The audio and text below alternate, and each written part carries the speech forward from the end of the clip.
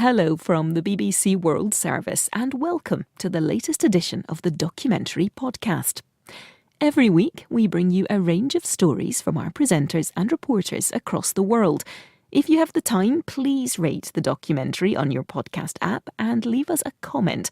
Let us know what you think. This is Madison Avenue, expensive midtown Manhattan. And if you saw a smart 30-something woman striding up around East 59th Street, you might think she was heading for a hairdressing salon, there are many, or maybe buying some high-end leather goods. I've just seen a carry-on case on sale for about $700. $700. But it's also quite possible nowadays that she's heading to a fertility clinic where she can take control of her destiny. At least that's what the adverts say. And those adverts also promise she can choose to delay parenthood in pursuit of education, career or other endeavours. And if she hasn't met the right partner yet, she can investigate egg freezing to utilise when a partner is attained. And I do love that use of the word attained.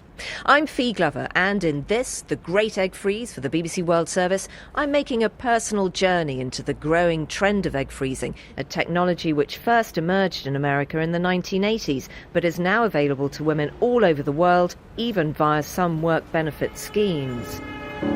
What do we really know about egg freezing, both at a medical level and an emotional one?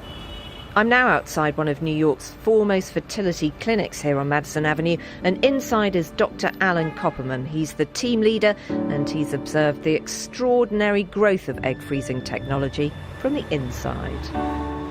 The first baby from egg freezing was actually born decades ago, but it's really only the last 7 or 8 years that it's approached widespread clinical use. The advances in freezing technologies have really enabled us to reliably freeze and rewarm or thaw eggs. The other major advance is in fertilizing the thawed egg. When you freeze an egg, it loses some of its ability to accept sperm, to have the sperm easily enter. So by performing ICSI, or intracytoplasmic sperm injection, you could take a single sperm and inject the sperm into the thawed egg and reliably fertilize it. So that has meant that you can offer the procedure to many more women with some kind of, not guarantee of success, but just a better percentage of good outcomes. I would say that if the egg is normal when we freeze it, we're pretty good at thawing it, fertilizing it, creating a healthy embryo, and then transferring it with a reasonable chance of ending up in a live-born offspring. The key is having a healthy egg. So if a 25-year-old freezes 10 eggs, we have a pretty good chance of having some good ones there. If a 40-year-old is freezing her eggs, then we're going to need a lot of eggs so that we can have a normal one, and then that could survive freezing, thawing, fertilization, and implantation. So can you put a percentage on success? It's key to our discussion, isn't it? So I would say that the success rate from egg freezing is approaching the success rate of IVF, which depends upon the age, the physiologic and chronologic age of the woman, the center where she's having the procedure done, and their efficiency and success doing that procedure, because this is a highly technical procedure and not everyone can easily perform the egg freezing and egg thawing and fertilization and transfer piece. There is a tremendous amount of precision and QA, and there's a large learning curve before reliably being able to perform these procedures. You will be taking the eggs, clean them, then put them in a calibration solution, and after calibration you put them into vitrification. Over the pond in the laboratory of one of London's leading fertility clinics, an embryologist demonstrates how a woman's eggs are frozen and stored. You have already allocated the patient space. You just put it in one of those. So my eggs are actually in one of these tanks? Yeah, they are. So they're not scrambled? 100% not scrambled. We don't do these things. Georgina, age at which eggs frozen 34, eggs frozen 12, current age 37. It's really interesting to see where the eggs have gone and how they're cared for afterwards. Fingers crossed we will be looking to see you very soon. Yeah, I may need some time. You can take your time. The eggs are frozen and they can stay there. When I first imagined having some of my eggs frozen, I think I was imagining a little box of 6, maybe 12 at a push. That was 16 years ago in New York City. I was in my early 30s and I was very single. Work was good, social life good, hair still bouncy, gums terrific. But I repeat, I was very single and my body clock had started to tick. Being NYC, where neuroses, freedom and relentless ambition all combine with intoxicating traffic fumes, I wasn't alone in my late-night anxieties of, is it really going to be just me and my cat? I made some calls. Being a journalist, I asked a lot of questions. And can I ask, it may sound like a funny question, but then where do the eggs actually go? At the time, it all felt a bit reckless, like sending my ovaries out to the Wild West on a bareback horse, so I never took it any further. Right, thank you very much indeed. I'll have a think and get back to you. But I recognised the power of the promise in a frozen egg. It's like knowing you've booked a place on a life raft when the seas get choppy, and now the life raft is coming to a workplace near you.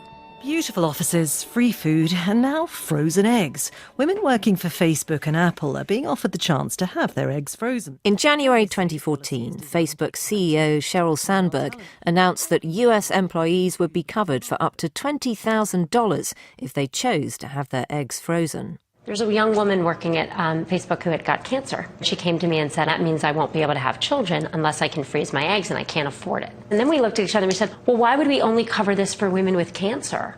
You know, we at Virgin want to steal the idea and offer to our women. Richard Branson offered his stamp of approval for British employees. If they haven't managed to find the man of their dreams at 36, 37, 38, freeze the eggs. It makes sense. Despite his initial enthusiasm, the Virgin Empire is not yet offering this on its healthcare packages. But the fact that it is becoming part of corporate policy is hugely significant. The giants of our business age are the tech companies, so if they say egg freezing is something that in the future many more people will choose, we need to listen. Google, Spotify and Salesforce all now offer egg freezing to their US employees, though none of them would go on record to talk about it. And for working women, talking about fertility and plans for babies can be difficult too. So we're grateful to all of the women who have told us their stories. I decided to freeze my eggs a few years ago while working for a large technology company in California. Aidan, age at which eggs frozen 30, eggs frozen 6, current age 31. When I first started to seriously consider freezing my eggs, I would say that I was made aware of the benefit that was offered by my employer, actually from a story that I'd read maybe in the Wall Street Journal or the New York Times. I wasn't at the time in a relationship with someone that I felt was the person I wanted to move forward with. And I was also interested in taking some further career risks and not sure if, the timing was right to have children. And so wanted to basically push off those decisions for as long as possible. And so the ability to not have this clock ticking in the background, it was incredibly empowering. By the time Aidan took up her company egg freezing offer in 2015, the numbers of women pursuing the procedure for their own use in America had increased from just over 550 women in 2009 to just over 7,550. The technology had improved too, with a new fast freezing method called vitrification.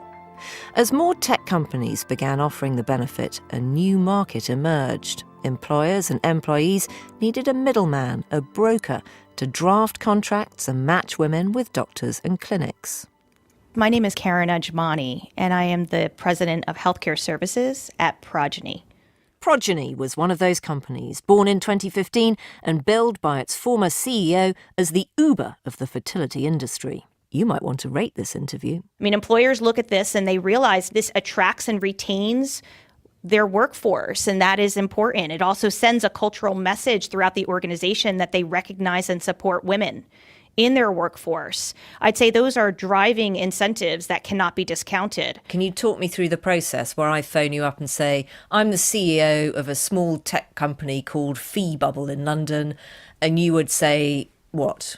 Well, whether you're covering this type of service or not, you're paying for it. Either you have people that are struggling to have a baby and then going on their own to try less effective modes of family building, and this often leads to failures as well as a higher rate of multiples. So employers are really recognizing this and saying, we don't want to put our female workforce in that position. We want to treat this almost like preventive healthcare measure. So we sign a contract with facilities around the country to perform the service. And we educate them. We educate them about things like the success rates and what to expect during egg freezing. And we help them to choose a provider in our network.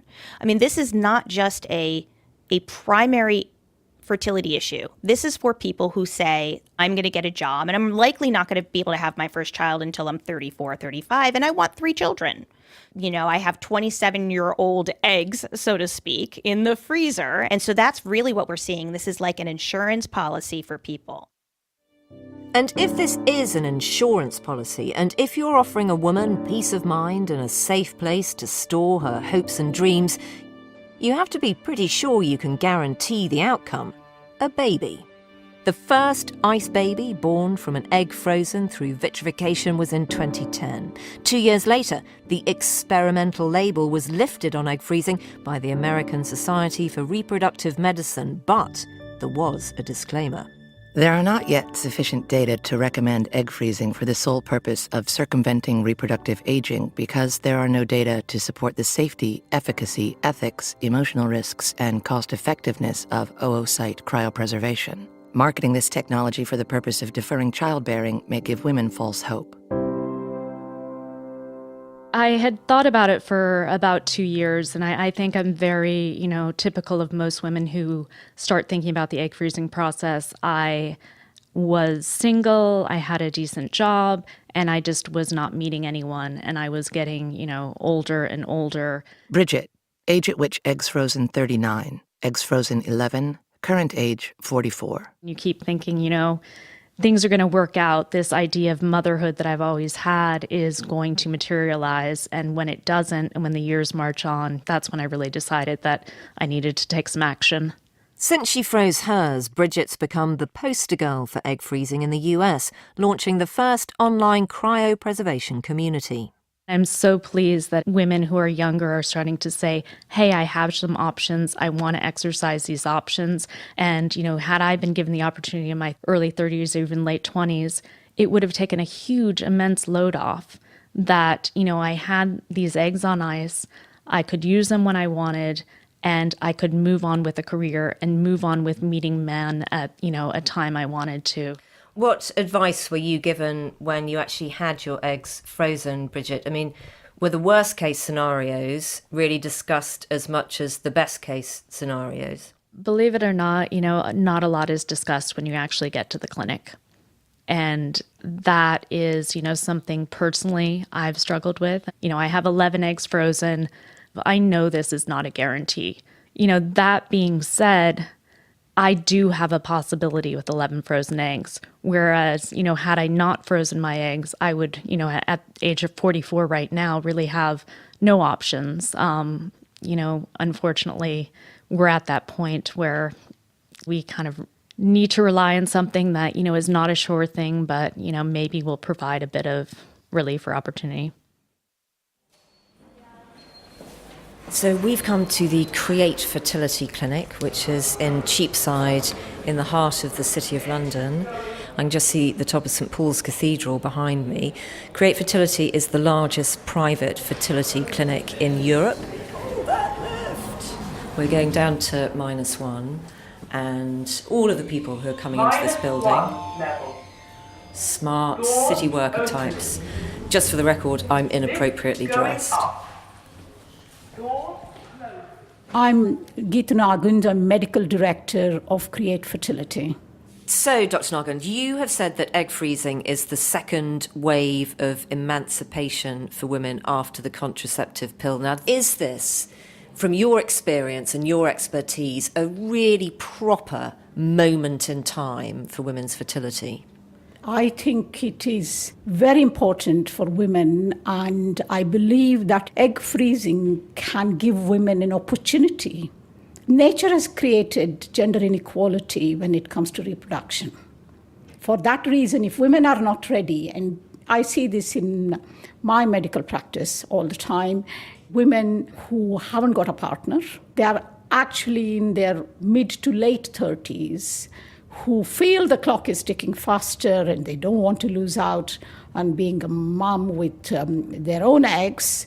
And these women tend to be generally financially independent. They can pay for it. Have you found recently that a lot more women are coming to you, possibly because egg freezing has been in the news with huge companies like Apple and Facebook putting it on their corporate healthcare? I think it is a factor. There was an increased awareness. More women started to explore. And actually, personally, I don't like to call it social egg freezing. And I'm quite opposed to that term because the term social degrades it to wish rather than the real need. I call it age banking. Okay, anticipated gamete exhaustion banking. Compared to many other medical procedures covered by corporate healthcare, egg freezing is highly complex. So, in the interest of transparency, anyone embarking on this should know what's involved. Step 1. Daily hormone injections for 2 or 3 weeks to suppress your natural menstrual cycle. Step 2. Daily follicle-stimulating injections for 12 days with regular ultrasounds to confirm size and growth of eggs. Step 3. A trigger injection to induce ovulation. At which point you're sedated and your eggs are taken from you using a needle and then stored in liquid nitrogen. Once frozen, an egg won't age by a single minute for the years it's stored, and when you later have your eggs thawed, they'll need testing in a laboratory. I think we need a doctor for the next bit. Susan Bewley is a former obstetrician and gynaecologist. They have to be mixed with sperm in a petri dish.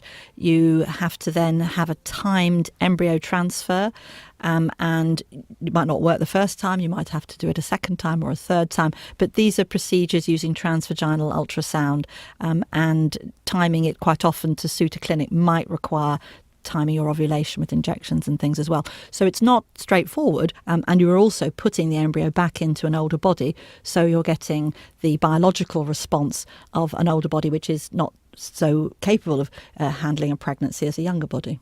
So is it basically IVF that you're then having at the end of the egg freezing procedures? Yes, you're not having sex with the egg that's younger back in your body. Okay. Do you think most women understand that? Do you think they see this? Because we know that IVF's complicated. Many people know friends whose lives are really quite devastated while they're having IVF. Do you think that people understand that it is IVF that is going to be the end result of egg freezing? Well, they may or may not, but as what we're doing is putting things off into the long grass, into the future, and I suspect not. I think the reality only comes when you're there later, not now when you're putting things off.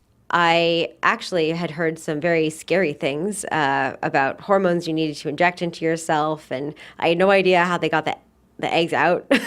And so all of it seemed pretty scary upon first blush. When Aidan signed up for egg freezing through her company benefit scheme, she had little idea what the procedure actually entailed, and it was up to her to figure it out. There was no opportunity offered to me. No outreach was made once I'd signed up for the process to on behalf of the company to walk me through what the procedure would be like or kind of what would be involved overall for me, physically, mentally, emotionally. But I did get plenty of opportunity to speak with the medical professionals that were involved in my procedure. I had a primary care physician that was covered through the insurance. So as I asked more questions about how the process worked, it became very clear that cryopreservation was essentially just the first set of steps for a full IVF process, and that in order to actually yield any pregnancy out of this, I would need to take the eggs out of freezing and fertilize them in vitro and then go through the IVF process to implant them back in the uterus to actually have a child. So I would have thought that the first question that you ask is, what are the chances of success? Well, it depends on women's age. Okay, women who are younger have got a better chance of success because, as we very well know, that The quality of egg declines as women get older. Miscarriage rates go up as well. And so I think the discussion is not just about the success, but the safety, the risks, the cost, all of it put together. Then how does she want to take it forward? But it is no guarantee. It seems unfair that the society that creates educational, economical, and professional conditions that encourage women to delay motherhood want to discourage from using technological solutions to bypass biological inequity, which is early loss of fertility for women. That's so complicated, though, isn't it? I mean, particularly for this kind of frontier generation of women who might see egg freezing as exactly that, a kind of balancing out of the gender inequality. Because surely we don't yet know the real results of egg freezing. We're pulling these kind of facts out of the future, aren't we? Well, we need to look at the global results and use that information to give women realistic success rates. So do you use that in your clinic? I mean, are you using results from a different country to inform the patients here? We use a combination, okay? We actually say to them what is published so far and what is applicable to her specifically based on those results. What began to concern me was just how hard it is to find your way through the available data. Karen Ajmani again. So in the United States, the American Society of Reproductive Medicine, they have actually published studies showing the success rates of egg freezing and vitrification. They are seeing upwards of and around a 90% successful thaw and implantation rate. So, sorry, just to be certain of this, the 90% success rate relates to successful reimplantation or successful live births at the end of the pregnancy? You know, I don't want to misspeak with any statistics. I can say, though, that there are studies that are showing high success rates of the thaw process and the quality of those eggs, which have then gone on to be fertilized and implanted. Now, I have just located the most recent ASRM report here, and that 90% success rate that Karen from Progeny mentions is the most recent data on the thawing of frozen eggs, but not the fertilization, implantation, or live birth rate. And see, here's the problem. If I was sitting in a clinic's waiting room, flicking through a nice shiny brochure which said there was a 90% success rate attached to egg freezing, well, I'd probably think, well, hey, shall I paint the nursery blue or pink? So this, and this is an important one too, is the statement from the Human Fertilization and Embryology Authority. That's the regulator for fertility clinics. It's the place where you go to license all these procedures in the UK. So they say egg freezing is on the rise, but success rates are still low. An average of 8 births each year in the UK from thawed eggs, and that's just between 2008 and 2013. They go on to say that new freezing techniques appear to have improved the chance of future success, but it's still too early to know that for certain. The documentary is just one of our BBC World Service podcasts. There are many others to choose from. When you've finished listening to this edition, why not try Crowd Science, where we take your questions about life, Earth and the universe to researchers hunting for answers at the frontiers of knowledge. My question is, why do we follow the crowd?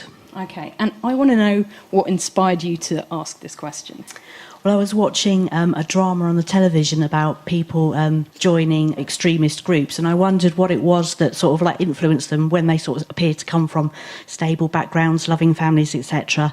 Right, well, that's something that we're going to take on. It's going to be your personalised science documentary. And to listen to Crowd Science, just search for it wherever you access your podcasts.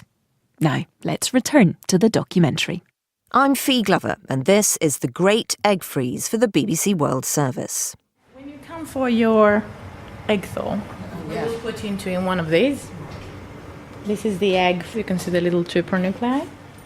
In the laboratory at her London fertility clinic, Georgina is now being shown the complex next stages to identifying which eggs might be healthy and suitable for thawing and then fertilising, should she choose to do this later on. Georgina, age at which eggs frozen 34, eggs frozen 12, current age 37. I'd been in a relationship for a couple of years. I was in my early 30s.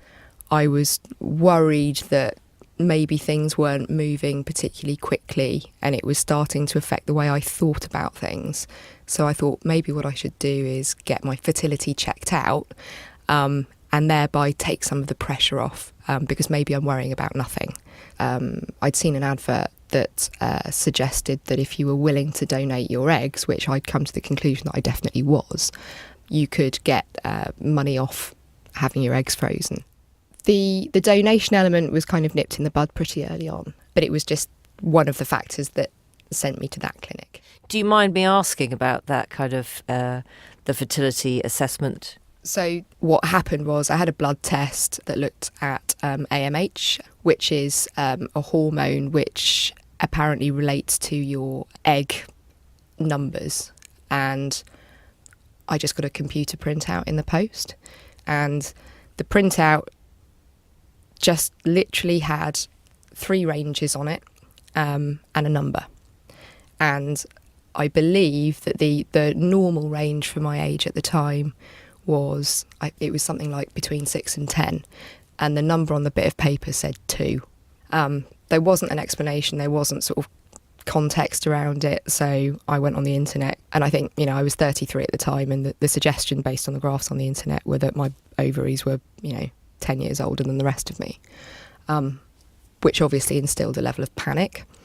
The only option that I could see at the time, because I then had in my head that I had a problem, was to freeze what I had left, because otherwise, that would be the end of it. Georgina's first cycle gave her just 4 eggs for freezing. 10 or 12 eggs is what you're aiming for in one cycle, though the British Fertility Society now suggest 40 eggs and multiple cycles are a better guarantee of a baby. For quite a long period of my life, well over a year, it occupied a lot of my brain, because you have to plan when you're going to go through these sort of several weeks each time. There's an element of recovery afterwards. There are, potential side effects of the drugs and all the rest of it. There's the financial element. So for me, it went from being something that was a concern that I had to being just quite an overwhelming chunk of my life for a period of time. So yeah, it did have quite a big impact. This has all been paid for by you, hasn't it? What's the total cost so far? The headline number that I was given when I went into the first round was £3,000, and that was to pay for a package of the freezing and the scans and the basics that you needed. It turned out that the package only covered a limited amount of medication, and for me that wasn't enough. So that first round cost nearer £5,000. When it became apparent that one round was never going to be enough for me, I spoke to them and I was able to negotiate a slightly better deal than I would have otherwise had, but it still ended up costing me nearer £10,000. So we've spoken to one woman. She didn't attend your clinic. It was a different clinic, where she came through the whole process very surprised at the increasing cost. And as she pointed out, it's difficult, isn't it? At what point are you going to say, no, actually, I'm just going to stop this procedure. I don't have that extra £150 for the next blood test. I haven't got the extra £500 that they say that I suddenly need.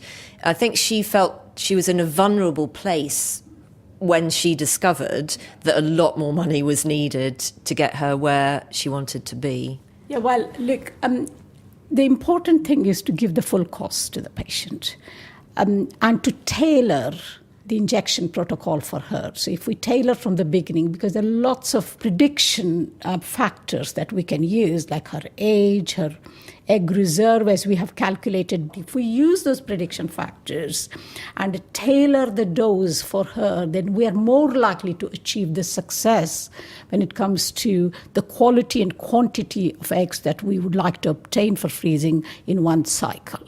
So I think the important thing is to help women to make an informed choice about their own situation. And that is where, a free open days, consultations, having a fertility MOT, or to get their egg reserve checked, to get the reassurance, to relieve their anxiety about the problem. Or it may happen sometimes by freezing their eggs if it is necessary. For those of you that are interested in exploring egg freezing, I think that it's basically right for some people and not right for everybody. And I think that if you're equipped with the right information and thought it through... It's a weekday evening in central London, and this is Smart Egg. Drinks and chats with health professionals and like-minded young women who want their fertility to work for them. That is what the website says. Hopefully, if you're a 41-year-old coming through who's froze their eggs 10 years ago, you'll have the potential of becoming pregnant of that of the 31-year-old, so it's an excellent result. Tickets are £18, and these kind of egg-freezing info socials get sold out fast. We've got a nice picture here of lots of follicles growing. The eggs are aspirated from your ovary, and then they're taken to the laboratory. At the end of the event, women are offered a reduction in price on a health check that will assess their fertility at a prestigious London clinic. Laura is in two minds. I have a stable partner who's actually quite a bit older. I definitely would like to have children, and he's kind of on the yes, but slightly perhaps slower timelines than mine. And I think I would do it in a heartbeat if I could fund it in some way. Today, I've actually been doing my annual which benefits I want, and we go onto a nice website and we pick the ones we want and we put in each month what I want. If I could put money into egg freezing today, I would. Not knowing when you're going to have a child or not knowing if you can have a child actually creates a lot of anxiety. I think that came out today, that every lady who spoke had a very personal story of why they were here. There were lots of questions about certain medical conditions that people were concerned about, and for their own health, mental, physical well-being, if they could freeze their eggs and have some small insurance policy that later in life they might be able to bank it, they might not need to, but it's there just sitting quietly and taking some of their anxiety and some of their stress out of their head, really. It's a bit like, to me, when you're up at night and you can't sleep, you almost write down a to-do list of everything to get out of your head. To me, freezing an egg would be the same as that. It's a sort of physical, just put it in a box and we'll think about it a bit later, rather than it sort of whirling around your head at night. Susan Bewley again. We can see the advertisements in magazines, and we certainly can see from over the Atlantic that there are targeting of young people in universities to go to egg parties. We're hearing people advertising, why don't you give this as a present to your child who's age 30 who hasn't had children. So I think a new social norm is being created that it would be wise to do this.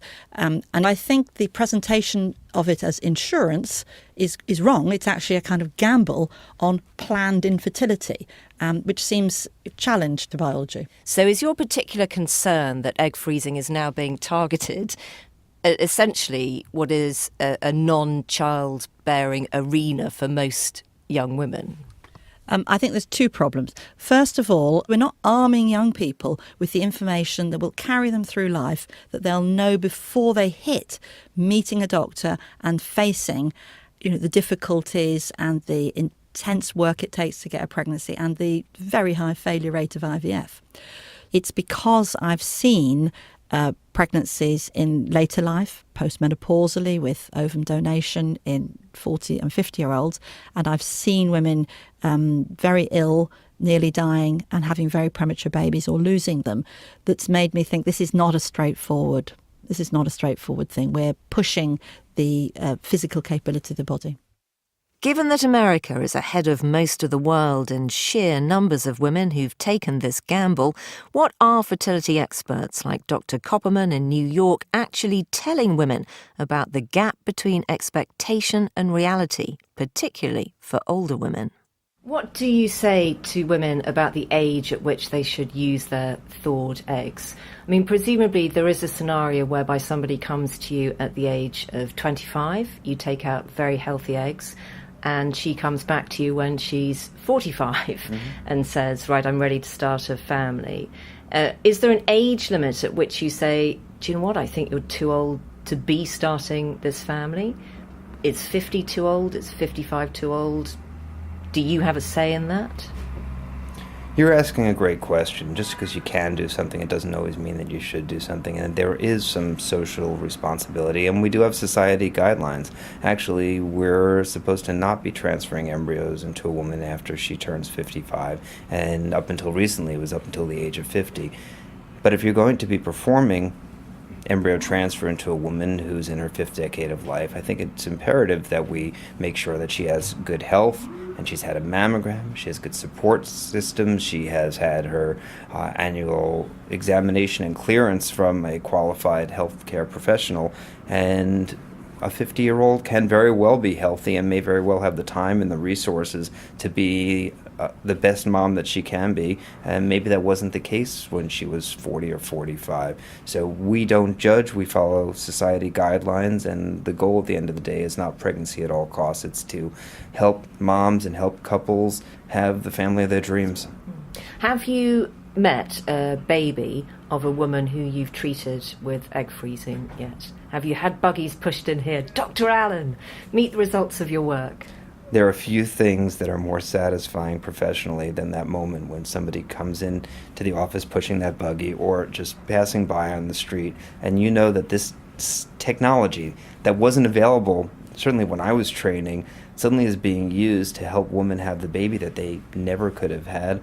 We're really in just the most exciting era. Dr. Allen's measured tones don't do justice to the unbelievable joy that a woman must feel when she thought having a baby was beyond her reach, and now she has a bundle of lifelong responsibility in her arms. But this wasn't Brigitte's experience of egg freezing. Of my 11 eggs, 9 thawed. Of those 9, 6 fertilized.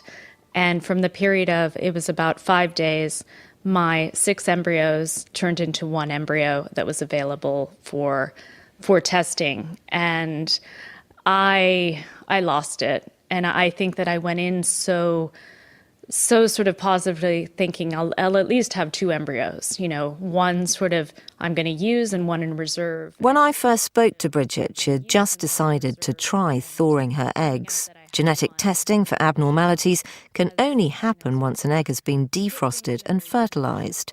That means women like Brigitte don't know whether they're pinning their hopes on bad eggs. Mine were on ice for 5 years. And you sort of disengage from that whole process. And I think that I sort of lulled myself into thinking, of course these eggs are going to work.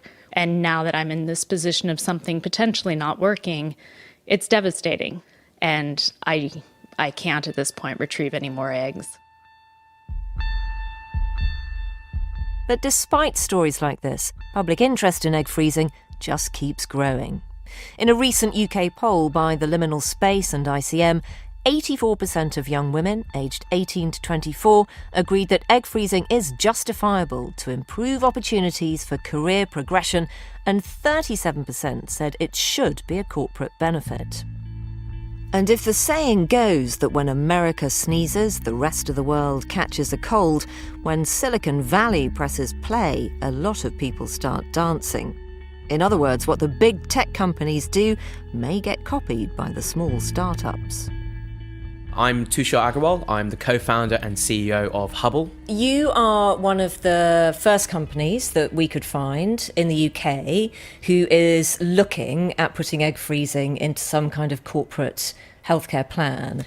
I think I'd say that we're open to the idea. And the reason for that is we want to help people love where they work. And actually a part of that is how your employees feel when they work in your business. And is there any way that you can help them achieve not just their professional goals, but also their personal goals? Whether that's egg freezing, whether that's gym memberships, whether that's working remotely from a different country, we're always happy to have those discussions. Are you very influenced, though, by the fact that some of the tech giants, Apple and Facebook namely, have already put this into corporate healthcare? I think for me that serves as a validation. Apple and Facebook are of this generation, the companies that companies like ourselves look up to. And so, yes, if those names had not done that, then probably we wouldn't be having this discussion. Yeah. You've used exactly the right word. It's a validation. So effectively, if Apple or Facebook had said, do you know what, we're going to pioneer research into artificial wombs that could be implanted in men so that they could take the responsibility for pregnancy and birth, that would be something that you would do too. I think that sounds like quite an interesting idea. So on an intellectual level, I might be interested in in looking into it. But it's one of those things where we say that as a joke, but in the next 10 to 20 years, the way technology is shifting, that may not be so ridiculous after all. Can I show you some statistics? Absolutely. Okay. So this is the latest that we could find on how many frozen eggs have actually been thawed, reimplanted, and have resulted in live births. So we're looking at 2013. In that year, 830 eggs were thawed, and that's women who've previously frozen their own. It's not about donation. We go all the way through this table from 830. Only 314 were fertilized, only 295 developed normally, only 128 embryos were transferred, 20 pregnancies, and there were 15 live birth events. Now, what do you think of those stats? I think those stats need to be presented to everyone before they even consider something like this, because it demonstrates that the procedure may not be as successful as it is being marketed. But for me, these statistics depend upon what communication has been had with the person before they actually opt in. If the communication is you've got a close to 100% success rate, when in actual fact it's the opposite, then that's a problem. But if people are aware of the risks that they're taking on, and that actually this looks like a pretty new and procedure which needs a lot more work and research and development gone into it, and if they're willing to take that risk, knowing all of the facts up front, then it's a personal choice. Those were the UK statistics for egg freezing, which I was sharing with Tushar. And he's right, this is all about personal choices. But personal choices are often challenged in the face of market forces. Karen Ajmani again. There's no question that there's increased interest from the investor community in all things reproductive medicine. And part of that is because there are companies like us, frankly, that are having success going to employers and getting them to cover this type of technology to begin with. So we are creating a market out there. We believe we're creating a market where one doesn't exist, and it's beneficial for both the clinics themselves and women in the United States who really need the treatment. There are a flood of new clinics in the marketplace. There are a flood of new business models specifically catering just to egg freezing. Brigitte. Entrepreneurs, investors are eager to jump into the next thing. And I think that unfortunately, it's not a widget or a gadget. It's a body, it's emotions, it's a future life. And maybe, it really talks about a problem in our work-life balance, in our workplace, in our maternity laws. Again, what I'm weary about is this slick marketing of egg freezing. What would your message be to women regarding their fertility? I mean, if you could write a little poster that went next door to the ones in the egg freezing clinics that said things like, take control of your fertility destiny, freeze your eggs with us. What would your poster be saying to that same woman? I think my poster would say, get on with what matters in life. Don't let anyone waste your time, and don't be a slave to your work. I think people shouldn't panic, but they should get on with it. If you want to have children, don't just keep putting it off. Do you think, and do you ever lie awake at night thinking, actually, maybe I've got this wrong. Maybe the phase that we're going through at the moment is just the very difficult one where we're accepting new technology, we're pushing these moral and ethical boundaries. And actually, especially if the medical science really comes good in the end, then this is a whole new dawn on the horizon. Well, it's definitely a whole new day, but a dawn of optimism, I'm not sure. It seems to me that most doctors would like people not to get ill, and therefore prevention, not smoking, not drinking, and not becoming infertile means that you can lead a flourishing life well away from doctors. So I don't lie awake at night worrying that my views are incredibly old-fashioned. I think they're based on physiology and the avoidance of doctors if you can possibly avoid them. If you need them, they do something, but they're not perfect. There is a kind of trickle-down effect, isn't there, that if big companies start offering this, they create a market And women actually become quite vulnerable in all of that. My fertility really shouldn't be governed by someone else wanting to make a business out of it. And there is a link from your website to one where egg freezing is described as the perfect 30th birthday present. Do you think all of the pressure that headlines like that create is actually something that the clinics themselves need to be tackling? I think the headline that particular journalist wrote was because parents consider giving a deposit for mortgage, okay? Parents consider giving university fees, a number of things. I have also met women where the parents have brought them or grandparents have brought them because they don't want to lose the chance of being a grandparent and all that. So women need to thrive in everything they want to, in absolutely every dream they want to achieve. And part of that, for many women, is having children with their own eggs. And that was my dream. When I left NYC, I went on to have 2 children with my own eggs. And not a day goes past that I'm not grateful for them. But even knowing all I know now, if I was 32 again and I was in Silicon Valley wearing chinos and eating only cauliflower rice, would I make my life choices based on a slim chance of success? Would I do it anyway? Well, yes, I probably would. Because the promise that it might just work out fine, a family, a career, happiness ever after, well, who turns that down?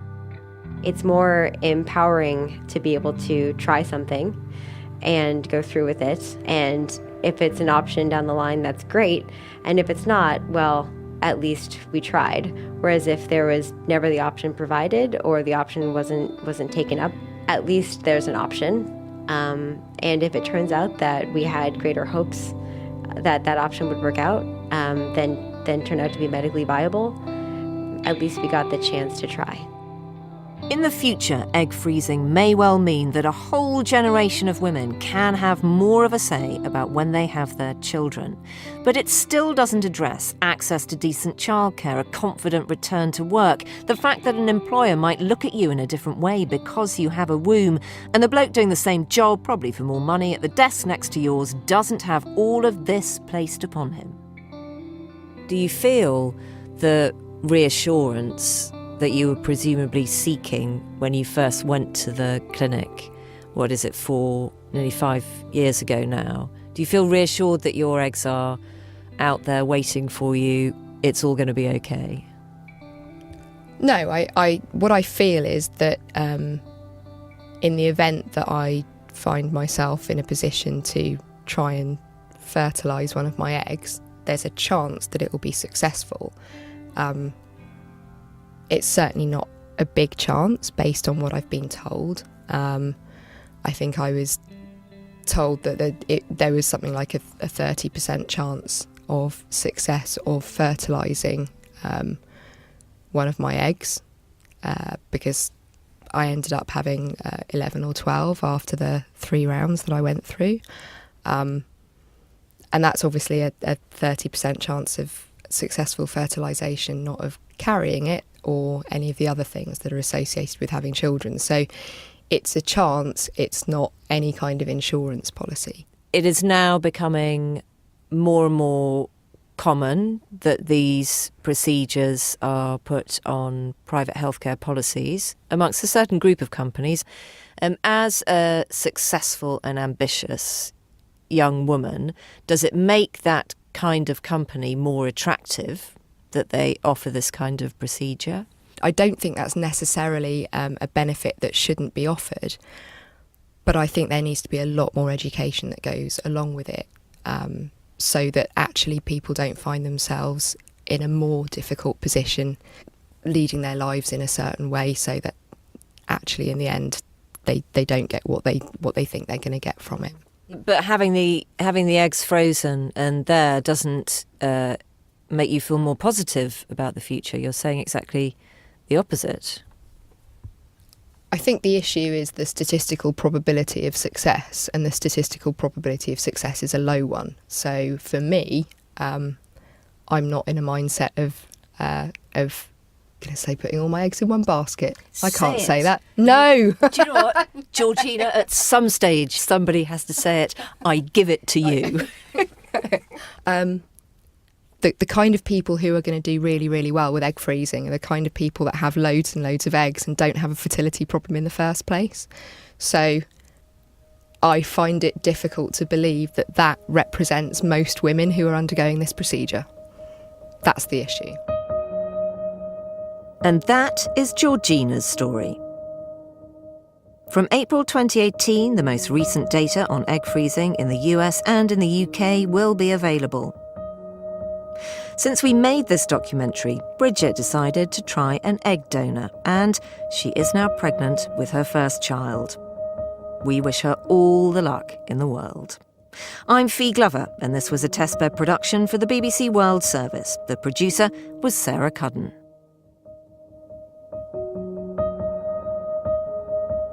Thank you for listening. There will be more from the documentary podcast soon. If you haven't already, please do subscribe.